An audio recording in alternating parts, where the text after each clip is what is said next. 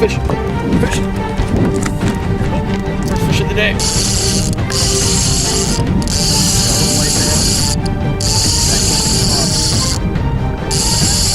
Swimming with the boat actually.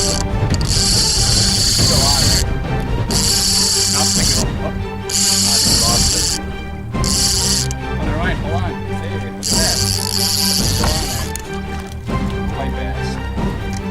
Look at that. And then that board actually, as I was reeling this one in, bounced. So there you go, fun little white bass. Nothing worth caring about, but this board probably has a fish on it. If you watch, a good way to tell, when I pull this forward, the light goes down. That's how you can tell if you have a little white bass on it.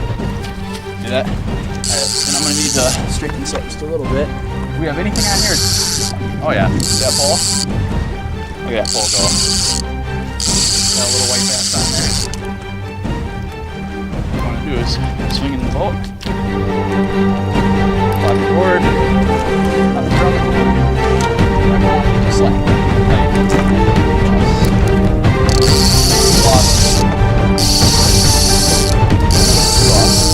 boat swung around on us.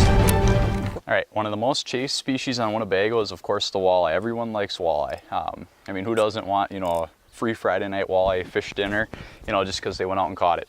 So I mean, when you're fishing Winnebago, that's the closest lake around here that we fish the most often.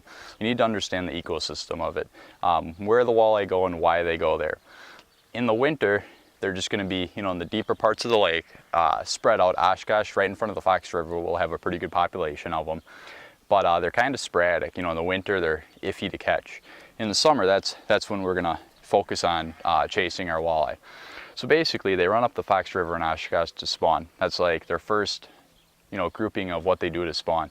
Not every walleye goes up the river to spawn, though. A few actually will stay in the main lake and you know, spawn there. You got to think if they're down at the south end, they're not going to run all the way up to the middle of the lake, you know, just to run up the river, run into the Fox, then go into Winneconne, then go up the Wolf, and then go up in Fremont just to spawn. That's a long ways for them to go. I mean, they'll travel a good distance, you know, 20, 40 miles, you know, but I mean, not everyone goes up the river to spawn. So basically, when you're in the river, when they're going up, they're kind of on a feeding frenzy. Or not really, they're just kind of, you know, they're on their way up. They're not really that necessarily hungry, but you can get them on the up run. When they're going on the up run, up the river to spawn, you use obviously light tackle. Right here I've just got a medium light, or you can just use a light. You know, it's important to use sensitive poles. As a lot of people know, I'm 110% St. Croix. They're the most sensitive pole that I found so far. I mean, there's higher end poles in St. Croix that are more sensitive, but you want to be able to feel the bottom of the river. So basically, you've got a couple options of jigs.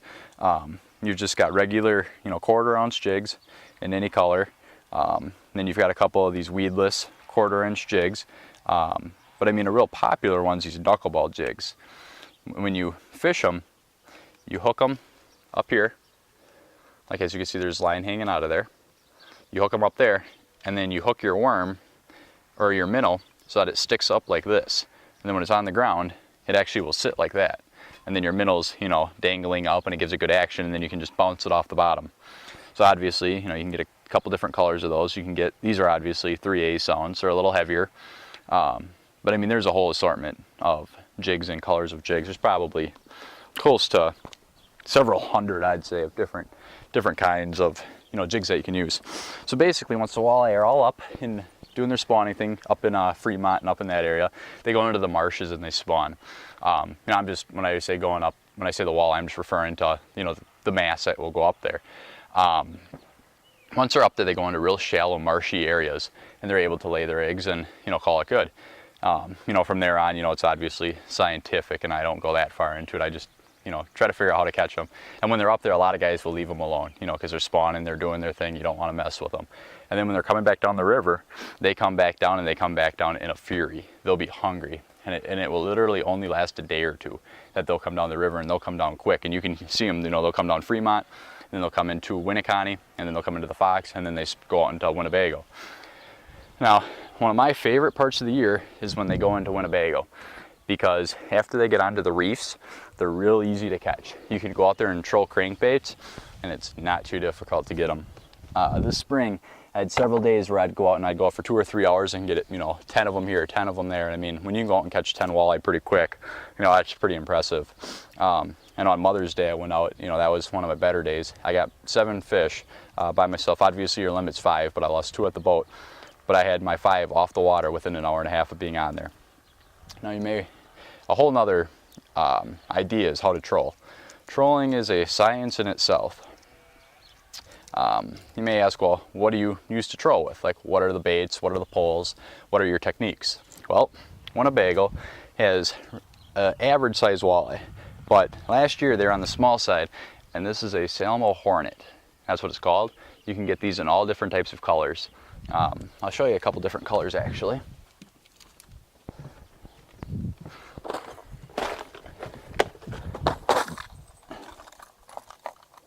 You've got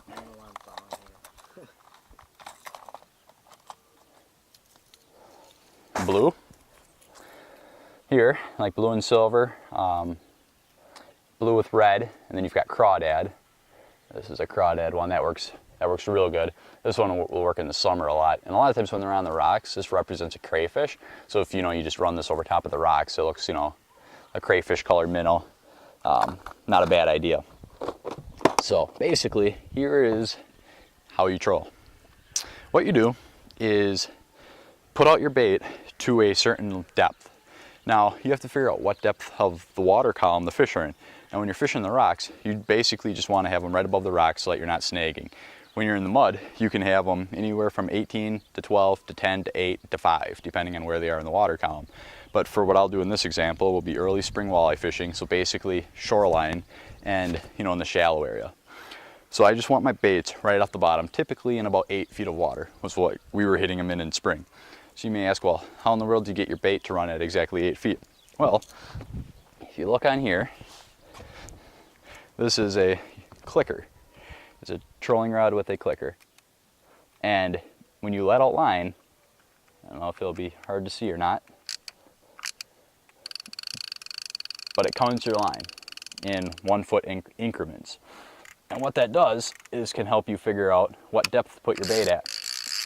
So when you're putting out your line, you need to know how far back, like how many feet to put out of line to determine how far down your bait will go. Now, this is what's really tricky to people. I'll be perfectly honest. This spring was my first spring that I actually figured out scientifically how to get your bait down at a certain depth.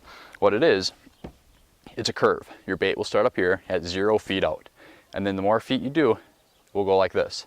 And then it's per foot going up, lets out more feet. So it just keeps going down, going down, going down, and then it levels off. Because obviously, if you put out 1,000 feet, your bait's not going to go any further because the bill won't allow it to.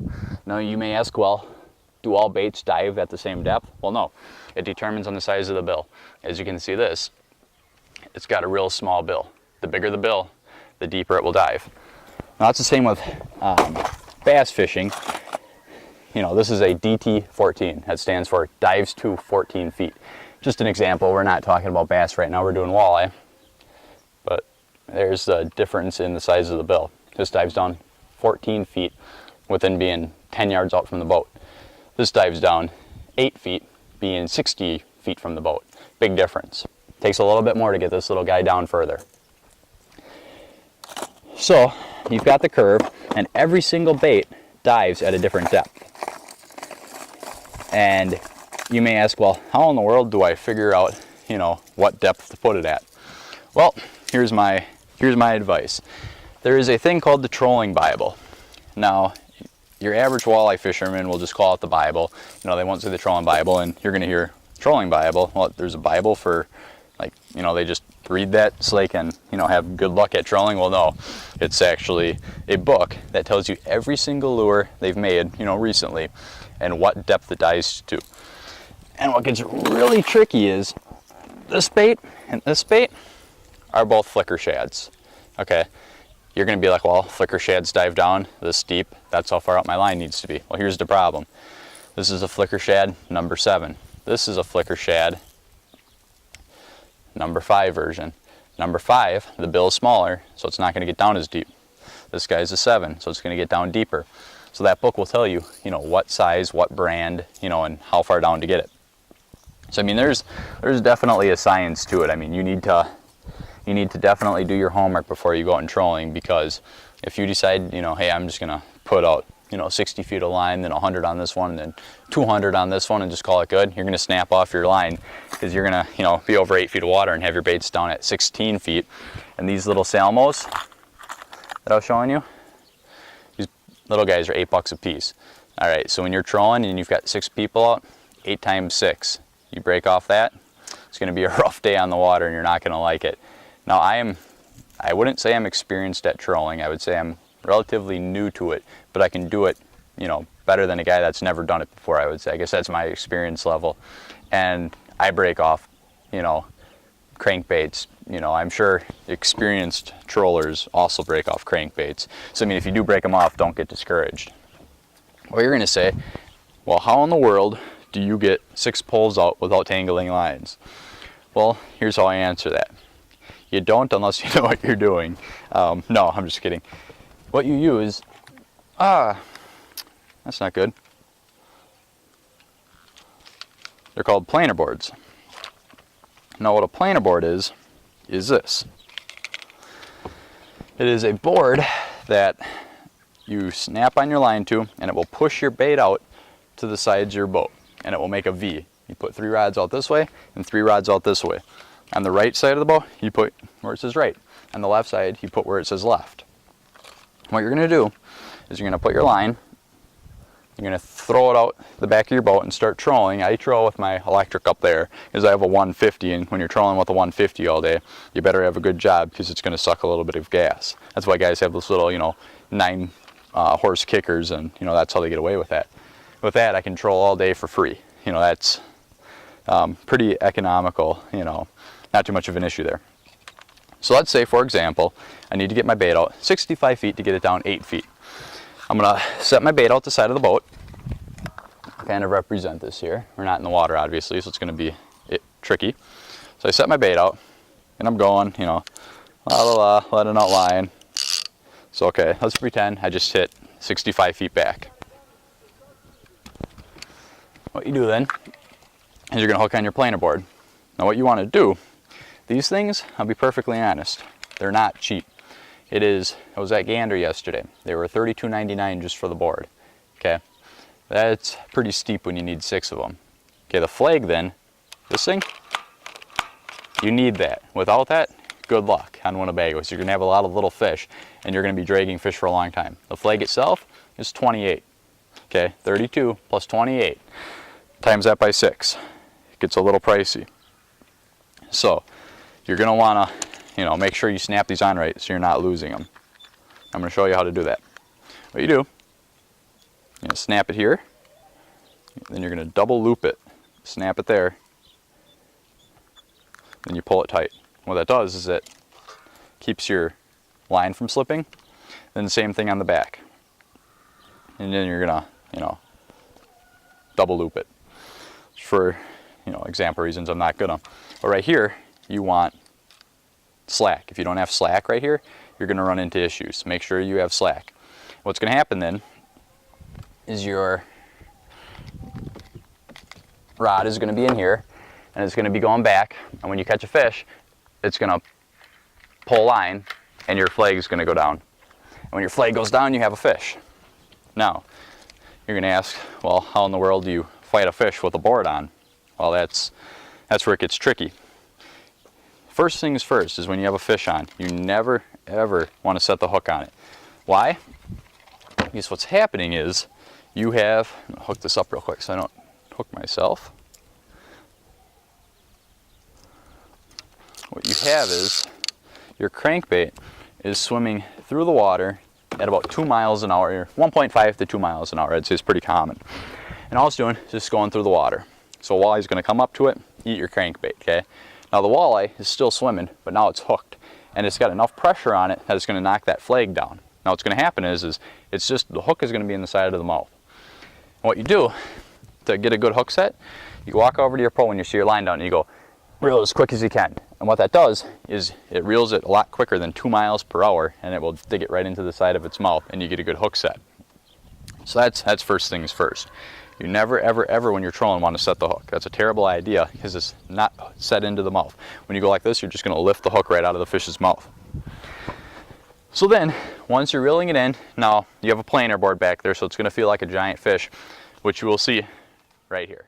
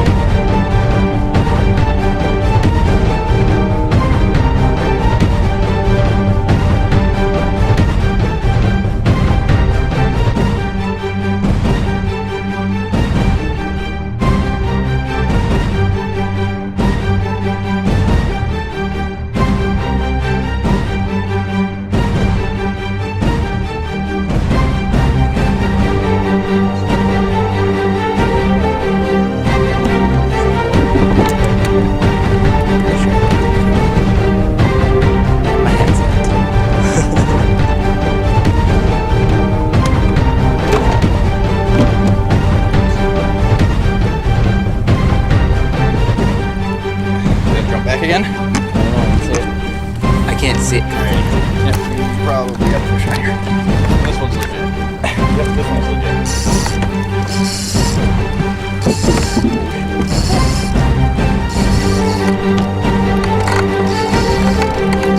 Tiny white bass out here again.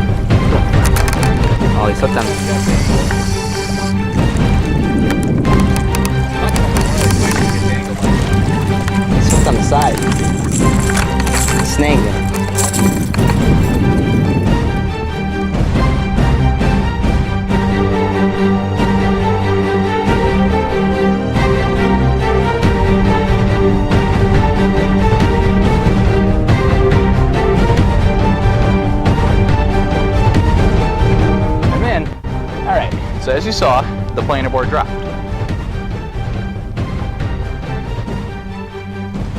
And you see right here, the flag is going down, and now it's swinging to the back of the boat. All right, so now you can see I ran up, set the hook, or not set the hook, but you know, reeled it quick, got a good hook set. Now I'm reeling it in. Now when you're reeling in the fish, you're just reeling it real slow. You're just gonna do a real steady reel. It's not like you're fighting it, you know, going crazy like you see on TV shows when you're bass fishing. No, just reel it, it's real steady, okay? Now when you get the board to the boat, as you can see here, I'm swinging it into myself. I grab the board, and you're gonna unclip it. When you unclip it, you never wanna leave slack from the line to your tip. Because what's gonna happen is, your fish is swimming, and it's got this hook in its mouth. When you give it slack, it's gonna give it enough time to unhook itself. So what you wanna do is keep it stiff, as you can see what I did in the segment, when I was catching that walleye. And then once you get it, then now you just have a pure fish. Now you can just fight it like a normal fish. But because, as you can see here, this is an 8-foot trolling rod, I catch walleye on this same exact pole. See the difference there? This is a 6'6" medium light walleye rod. This is an 8'6", or an 8'6". I mean, I think this one actually is, I believe that's 8 foot. But I mean, they come 8'6", even 9.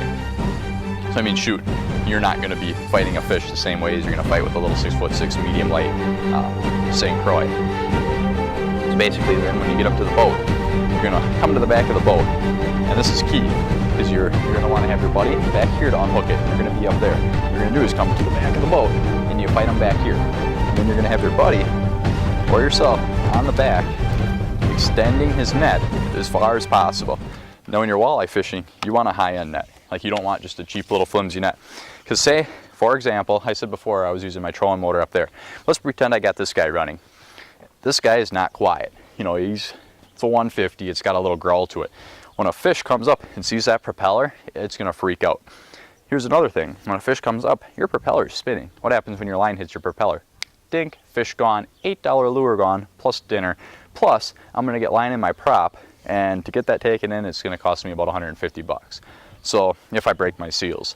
So let's just say I wanna net my fish before it gets too close to my motor. And as you can see here, you know, with the net extended at this length, I'm not gonna be able to do that. So, get a long net, as you can see here, and now I can net it 2 or 3 feet back behind my boat. Back there, and you net it, close your net, and you're good to go. Now you may ask, well, I'm going shopping for a net. What style of net do I want? Well, here's my recommendation. Get a rubber net. Rubber nets are the best nets you can buy. You're gonna ask why. Here, I'll show you.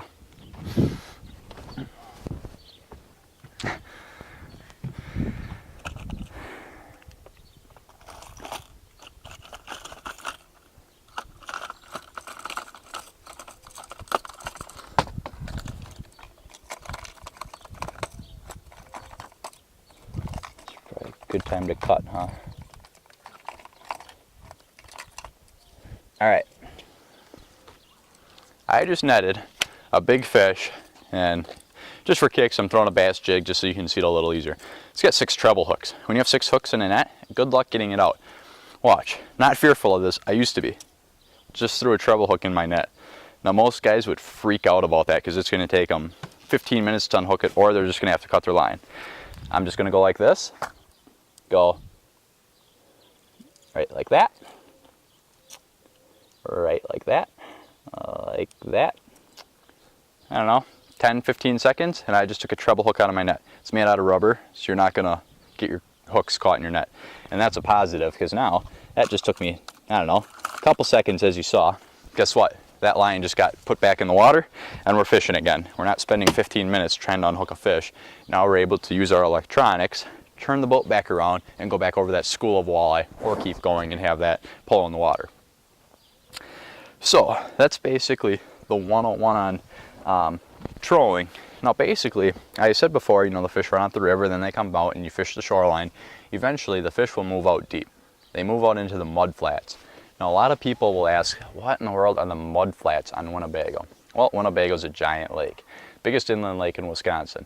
Now what it is Winnebago's got reefs, you know, run up the west side. There's a couple of reefs. There's Long Point Reef, Jesuits, point, which has reefs coming out. Then on the east side, you've got a couple different reefs that run out. And what that are, all those are rock piles. Well, in the middle of the lake, all it is a big mud flat.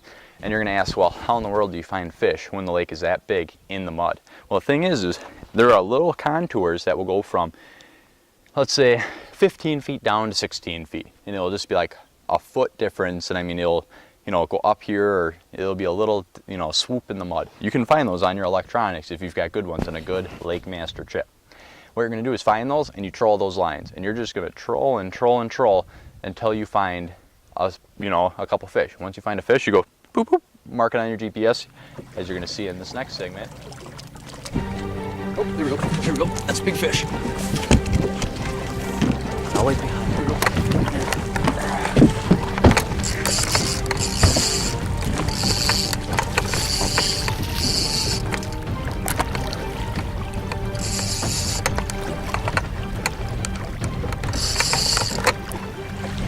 It's that big? Huh? It's fighting that big? That much? Or, huh? Drop my plate back.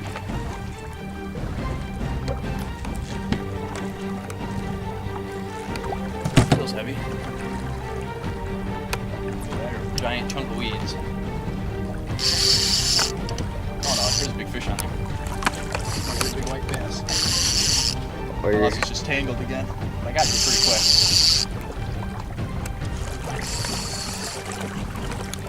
Should be good. Unless he's sideways, that's the only option. Surface pretty soon. 46 more feet of line before we can get into the boat.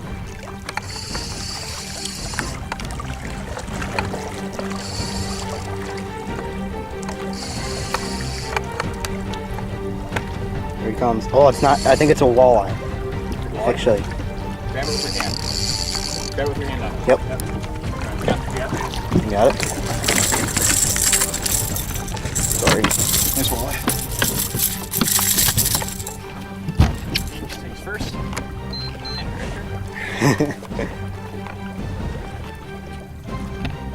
So, we're here on Winnebago, obviously, and I just lost my sandal. And we get a nice feeder walleye. And obviously, Nick is scrambling here trying to get the boat turned back around so we can get back over that spot, but it's a nice feeder walleye. Obviously, the fishing's slowed down out here, and I was guessing we weren't going to catch any of these today, but hey, look at that. Those guys on the sky, I bet he's about 16. Good eater, if you're going to eat them. Wasn't going to lose them. Let them cook well. Yeah. And I don't know if you noticed, I didn't net them. Maybe asking, well, why would you not net a walleye? Well, my net's floating over there somewhere. Lost that one on Mother's Day, and every time I've got off, instead of going and buying one, I go fishing. So that's the story of that. Throw them on the scale for you. Let's just show you. 15 and a half. Perfect eater though. That's what we're looking for.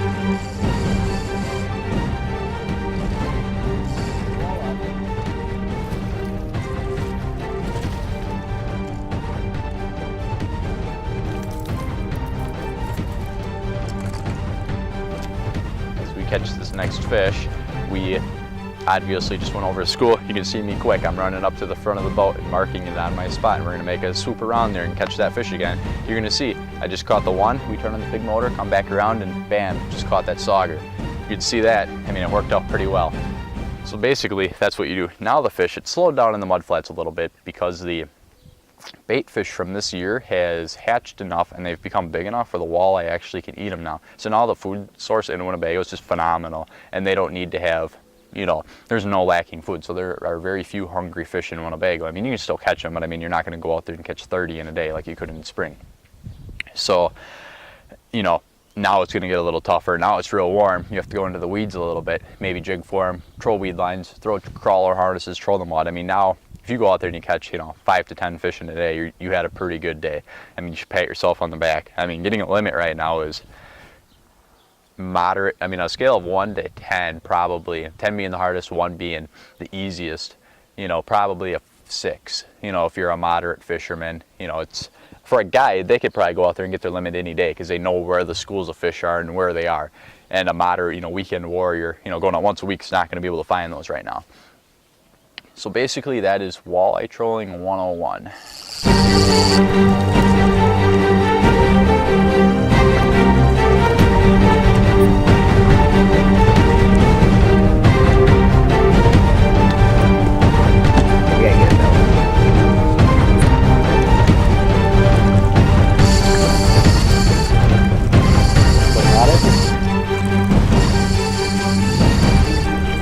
Yep.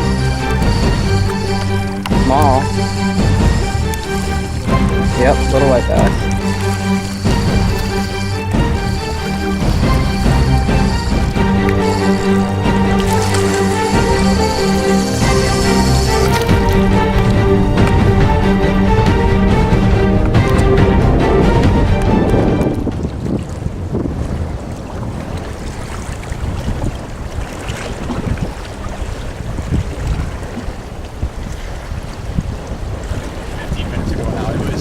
Like, I was kind of annoyed because there wasn't even a breeze out here. The flies were bad, and there wasn't even a ripple in the water. Now there's definitely a ripple, as you can see by the waves.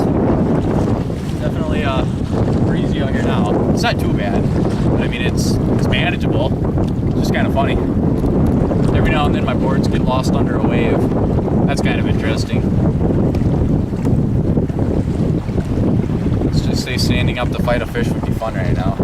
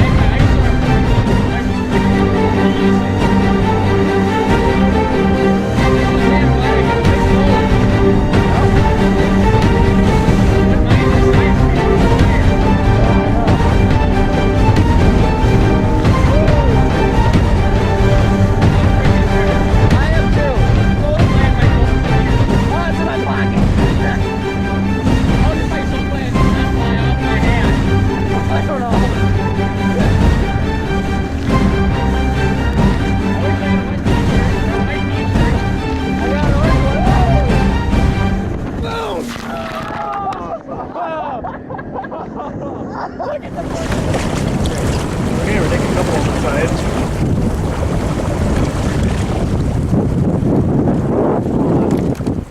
5 minutes ago, Same. it was glass out here. Give it 5 minutes on Winnebago and it might snow. What? Oh, recording. Yeah,